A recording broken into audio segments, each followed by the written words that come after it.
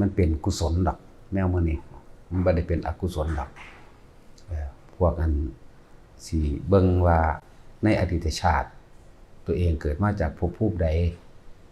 ก็พากันเขียนชื่อภพภูมิเอาเปรตอสุรกายสัตว์นรกเดรัจฉานสัมภเวสีไสโลดมนุษย์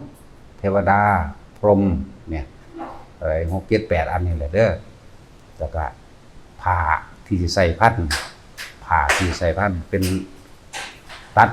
โดยฝ่ามือนี่แหละแต่ว่าเป็นสี่เหลี่ยมด้านเท่าตัดเป็นสี่เหลี่ยมด้านเท่า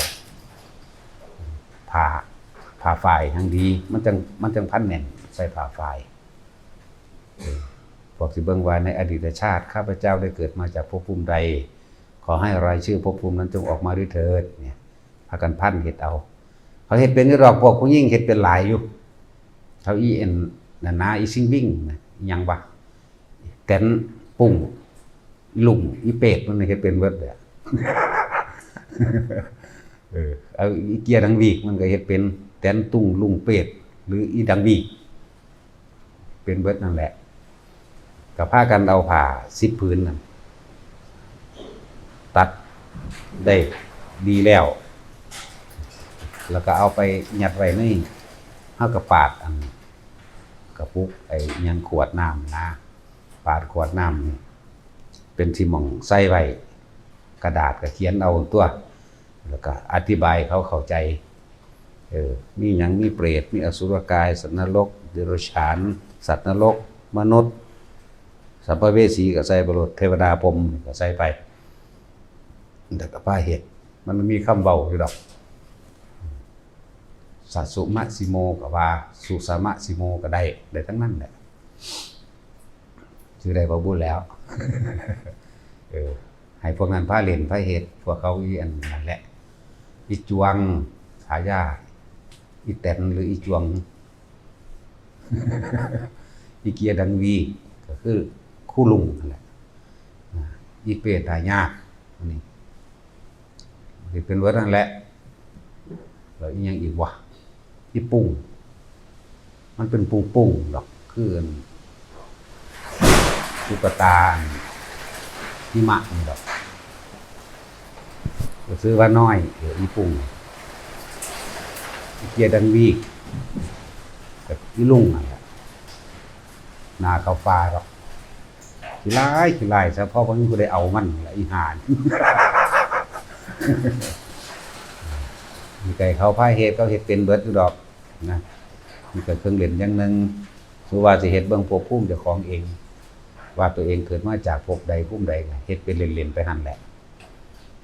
บ่ได้เฮ็ดจริงดอกเฮ็ดเล่นเฮ็ดแต่เดียวเอาเด้อจะบ่ได้เฮ็ดหลายในอดีตชาติข้าพเจ้าได้เกิดมาจากภพภูมิใดขอให้รายชื่อภพภูมินั้นจงออกมาด้วยเถิดแล้วก็พากันเฮ็ดให้พวกนั้นพาเฮ็ดบัดนี้สมมุติว่าเฮาสิเฮ็ดอันเบิ่งว่าคนผู้นั้นผู้นี้ตายแล้วไปเกิดในภพภูมิใดก็เขียนแบบเดียวกันนั่นแหละเขียนแบบเดียวกันก็ใส่แต่ว่าเปลี่ยนแค่คำนึกซื่อๆเปลี่ยนแค่คำนึกคำอธิษฐานแต่สุว่านายกนี่เขาได้ตายจากโลกมนุษย์นี้ไปแล้วบัดนี้เขาได้ไปเกิดในภพภูมิใดขอให้รายชื่อภพภูมินั้นจงออกมาด้วยเถิดก็เฮ็ดไปเฮ็ดเล่นหาเครื่องเล่นให้นะฝึกจิตเป็นการฝึกจิตนี่ก็เครื่องเล่นอันนึงที่จริงเฮ็ดได้หลายก็นั่น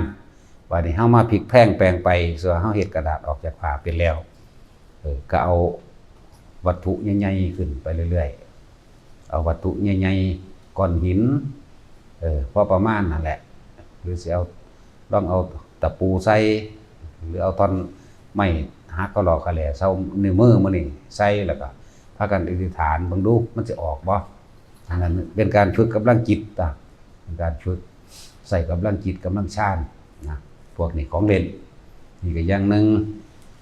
อีกอย่างนึงก็คือร้องอันใส่สมาบัติ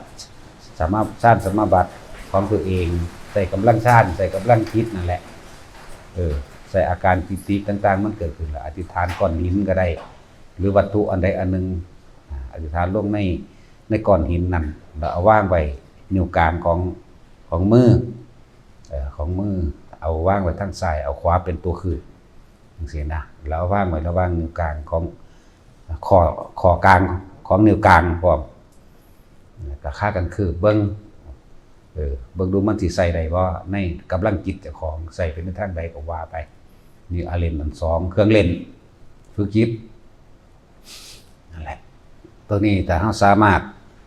เฮ็ดเป็นได้แล้วก็ลองฝึกการเคลื่อนย้ายของโดยใช้การคิดนึกเข้าฌานทรงฌานบ่แม่นเข้าทรงใน1ใน2แล้วก็เคลื่อนย้ายโดยการใส่กำลังจิตตัวเองนึกนั่นแหละใส่ความนึกอันเป็นอารมณ์หนึ่งเคลื่อนไปลองเบิ่งเอาแก้วเคลื่อนแก้วน้ำแก้วเป่าก่อนจังมาแก้วน้ำก็ว่าไปเคลื่อนตั้งไว้นั่งเฮ็ดเล่นอยู่เจ้าของนั่นแหละนี่อีกอันนึงผู้ใดทรงฌานจับจุดอนุโลมเป็นแล้วที่นี่ก็ลองเอาพระลูกแก้วที่เฮาเอาให้มากำอย่างที่อธิบายไปนึกใส่บริกรรมวานามะพะทะบาดตัวนี้อุณหโลมก็เกิดแต่ว่าใส่บริกรรมนามะพะทะให้มันสั่นอย่าเก่งข้อแขนปล่อยสบายๆธรรมดา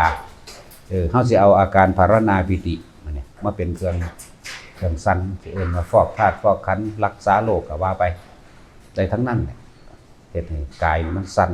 ออกเมื่อจิตสงบได้มันจังเป็นมันจังสั่นคำว่าสงบก็คือรู้เพ่งอยู่ในจุดเดียวอารมณ์เดียวอารมณ์มันเป็นหนึ่งนั่นแหละปิติมันก็เกิดหนึ่งก็คืออุเบกขานั่นแหละเมื่อปิติมันเกิดสิเป็นผู้ใดที่มันสั้นขึ้นแบบนี้ได้ก็แสดงว่าเป็นภารณาปิติบ่แม่นส่งเจ้าเข้าผีบ่มีอีหยังมาไกลได้ดอกแนวจังซั่นนี่แหละเป็นการรักษาโรคอย่างหนึ่งถ้าผู้ใดเป็นโรคหยังก็แล้วแต่ลองเฮ็ดเบิ่งเหงื่อออกหน้าผากกับเหงื่อออกทั้งหลังจังซี่นั่นแหละคือการขับโรคเผากรรมก็ว่าไป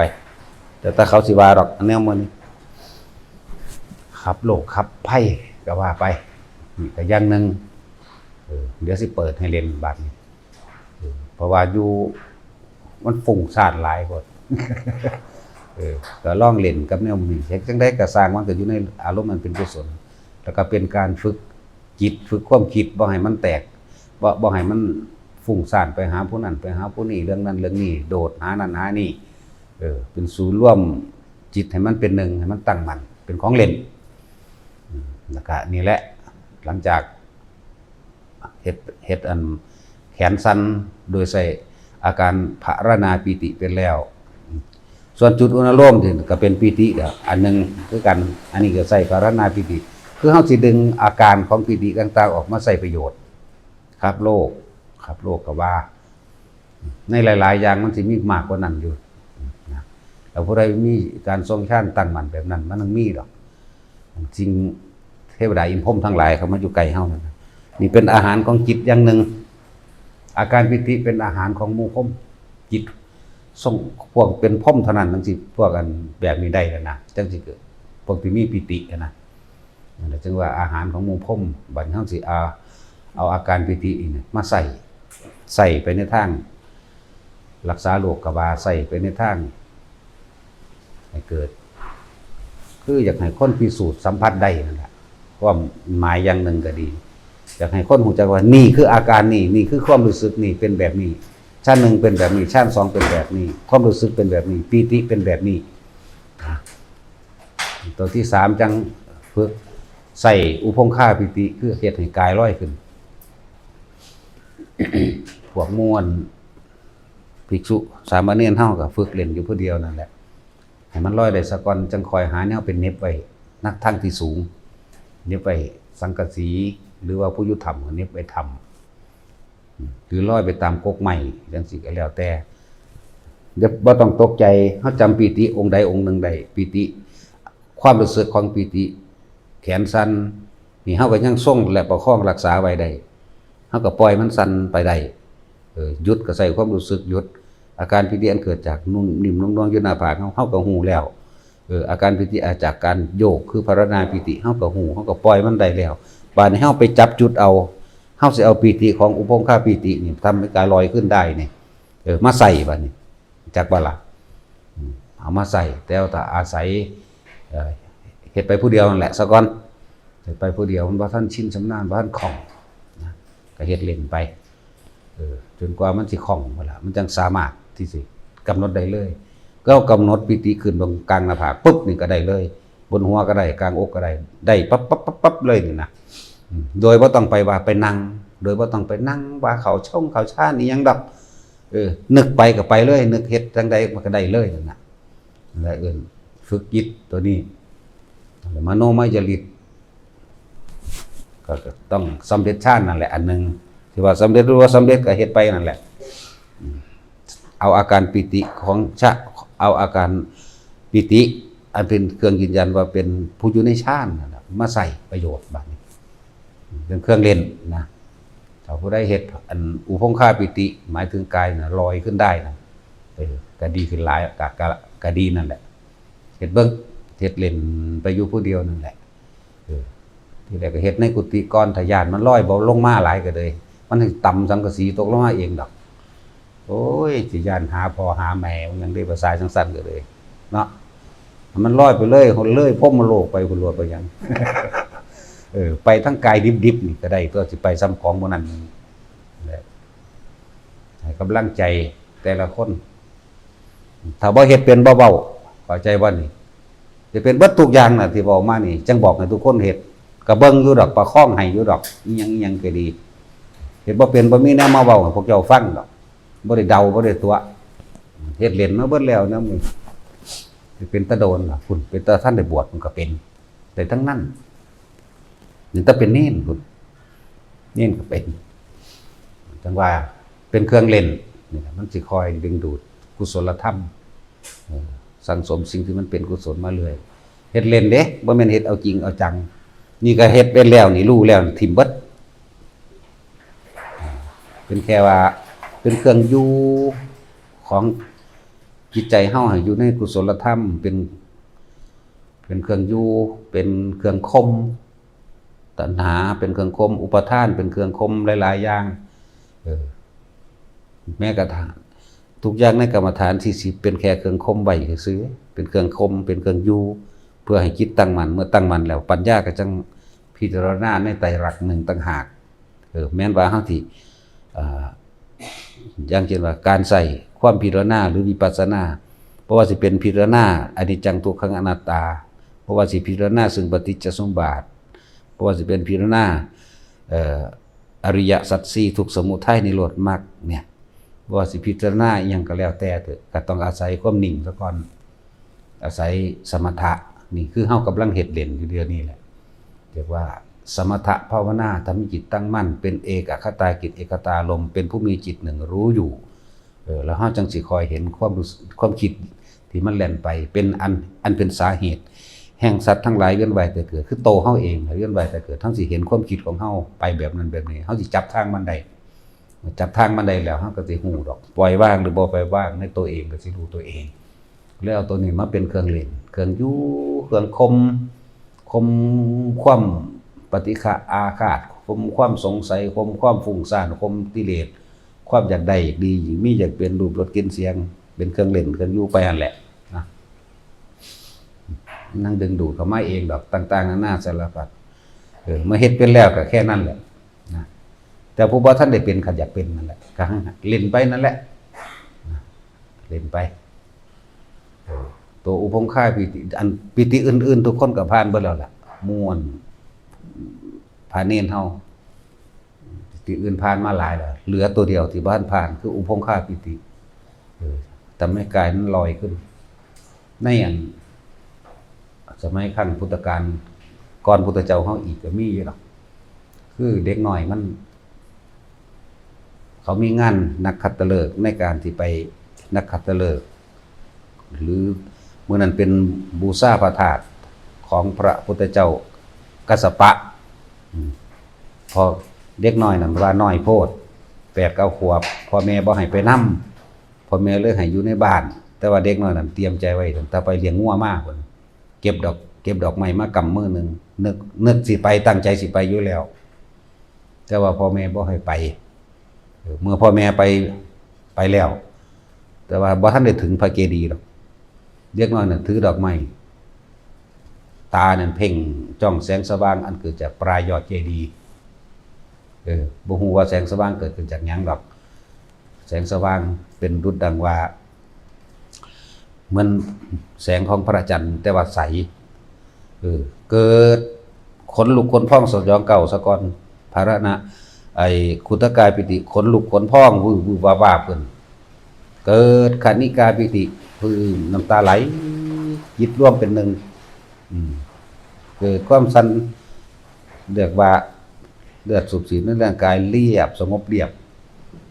แล้วก็เกิดอุปงค่าปิติจิตมันไปติดอยู่เมืองใดมันไปติดอยู่ที่พระธาตุเจดีย์กายเนี่ยลอยไปแล้วก็ไปถึงก้อนพ่อก้อนแม่ทำให้กายนั้นลอยไปนี่กายเนี่ยลอยไปตั้งไว้บังหันล่ะตั้งไว้หน้าพระเจดีย์ลงดอกบูชาพอดีแม่ก็มาถึงมาเอ้าบอกว่ามาได้จังไดก็เลยเว้าให้แม่ฟังพ่อฟังบอกว่าเมื่อจ้องแล้วระลึกนึกถึงนั่นพระเจดีย์นี่มีแสงสว่างเกิดขึ้นที่ปลายเจดีย์อาศัยความตั้งใจไว้ว่านี่ลูกได้นำดอกไม้มาเตรียมไว้แล้วว่าสิมาบูชาพระธาตุเจดีย์พ่อแม่บ่ไปก็เลยอยู่บ้านก็หันหน้าไปในทางที่พระธาตุเจดีย์เหลียวเบิ่งเห็นที่ยอดพระธาตุเจดีย์เกิดแสงสว่างดุจดังว่าพระจันทร์วันเพ็ญสวยสดใสเป็นประกายร่างกายนี่ก็เลยลอยมาแบบนี้แหละมันก็เบาแม่มันฟังมันเฮาก็จับเอาหลายๆอย่างมาจากให้ทุกคนคือพิสูจน์ในพุทธศาสนาพิสูจน์ให้มันรู้เรียกว่าพุทธะหนทางนี้หนทางของผู้รู้บ่แม่นว่าบ่รู้จริงนะคือให้มันรู้จริงๆนะนั่นแหละมันมีหลายอย่างคนดอกที่กายลอยขึ้นเยอะแยะคนดอกนะตัวพวกเฮาฝึกกันเองนี่ก็อาศัยอุปงค่าปิตินี่เฮ็ดไปนั่นแหละบ่แม่นเรื่องวิเศษวิโสอีหยังเด้ของเล่นนะเอาล่ะพอ